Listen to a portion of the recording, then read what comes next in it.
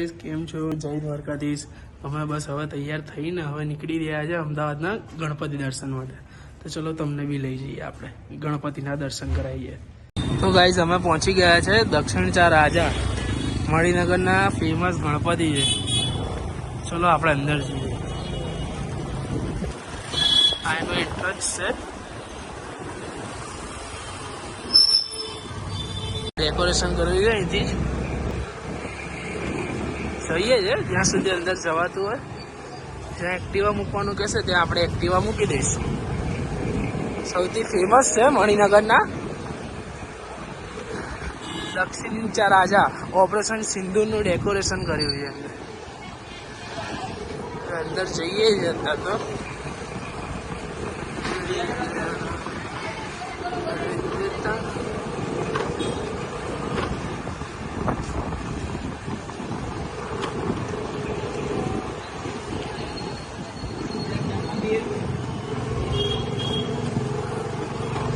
બહુ સરસ ડેકોરેશન કર્યું છે અહીંયા.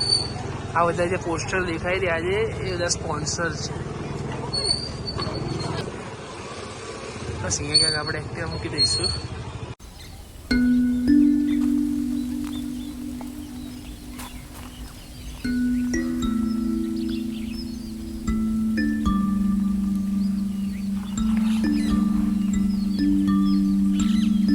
આખું શીશ મહેલ જેવું મસ્ત બનાવ્યું છે. જો આ રહ્યા છે દબગણવાર છે રાજા.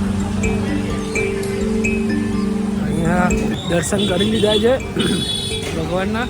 હવે અહીંથી આપણે જસ્ટ હવે જોઈએ આગળ કયા ગણપતિ છે જઈશું. હવે અહીંયા પોળમાં ફૂલ ટ્રાફિક થઈ ગયો છે વરસાદના કારણે. હવે જોઈએ આપણે આગળ. ચલો ગાઈસ.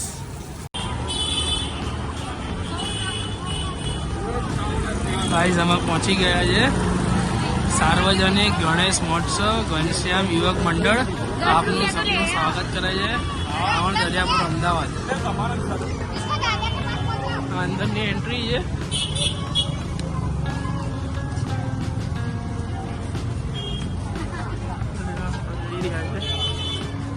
મસ્ત બનાવી છે આ લોકોએ.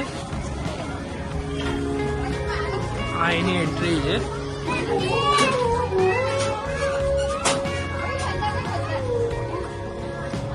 આ લોકોએ બ્રિજ બનાવે છે એન્ટ્રી માટે. જોઈ લો ગાઈઝ, મસ્ત આ લોકોએ થીમ બનાવી છે. આ લોકોએ જંગલની થીમ બનાવી છે.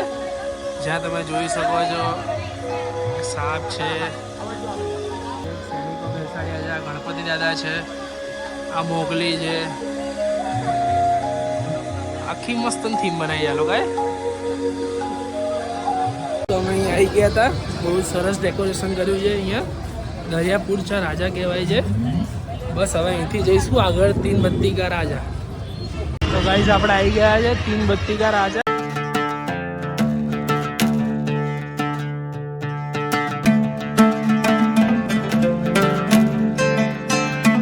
એકદમ જોરદાર થીમ કરી છે આ લોકોએ.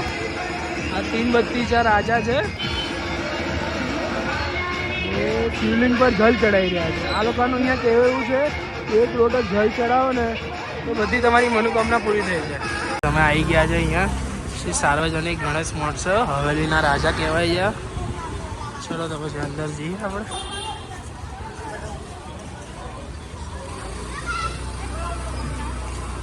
આવી રીતના અંદર જવાનું છે. સારો મોટો ગ્રાઉન્ડ જેવું લાગે છે.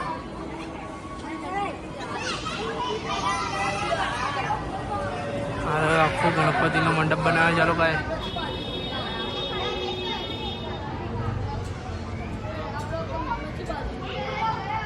હવેલીના રાજા છે.